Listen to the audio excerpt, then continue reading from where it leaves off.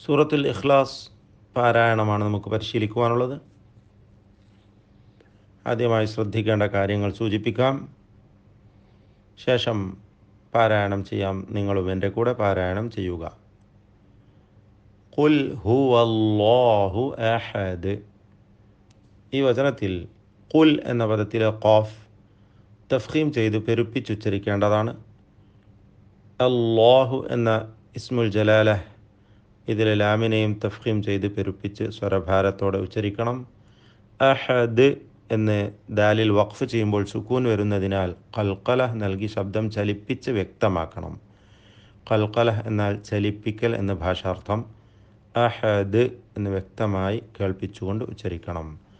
ഇവിടെ ഈ വചനത്തിൽ വഖഫ് ചെയ്യാതെ ചേർത്ത് ഓതുകയാണെങ്കിൽ ഹുവല്ലാഹു അഹദുനില്ലാഹു എന്ന് തൻവീനിനെ കസ്റുള്ള നൂനാക്കി മാറ്റി ഉച്ചരിക്കണം. അഹദുനില്ലാഹു സ്വമദ് എന്ന് പാരായണം ചെയ്യണം. അല്ലാഹു എന്ന ഇസ്മുൽ ജലാല ഇതിലെ ലാമിനെ തഫ്ഖീം ചെയ്ത് പെരുപ്പിക്കണം. അസ്വമദ് സ്വാദിനെ തഫ്ഖീം ചെയ്ത് പെരുപ്പിച്ച് ഉച്ചരിക്കണം. ദാലിൽ വഖഫ് ചെയ്യുമ്പോൾ ഖൽഖലഹ് നൽകി ശബ്ദം ചലിപ്പിച്ച് വ്യക്തമാക്കണം. ലം യലിദ് വലം യൂലദ്.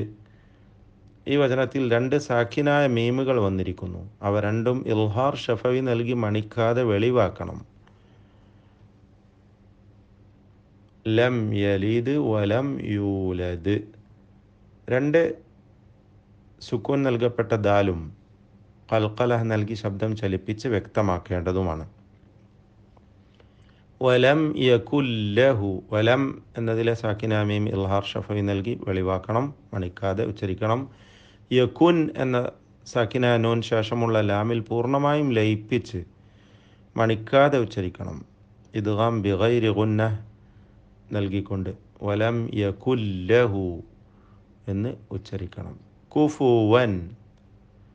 ഇതിലെ തൻവീനിനെ ഇൽഹാർ ഹൽക്കി നൽകി മണിക്കാതെ വെളിവാക്കി ഉച്ചരിക്കണം. കുഫുവൻ അഹദ്.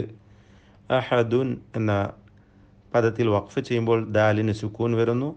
ഖൽഖലഹ് നൽകി ശബ്ദം ചലിപ്പിച്ച് വ്യക്തമാക്കണം. അഹദ്. പാരായണം ചെയ്യാം. ബിസ്മില്ലാഹിർ റഹ്മാനിർ റഹീം.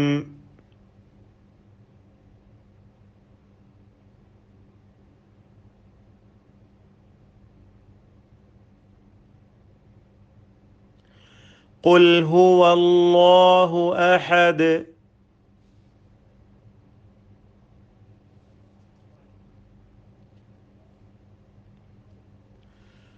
അല്ലാഹു സ്വമദ്.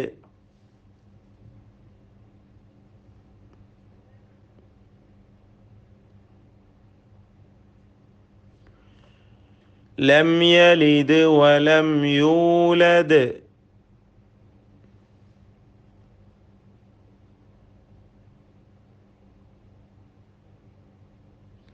വലം യകുൻ ലഹു കുഫുവൻ അഹദ്.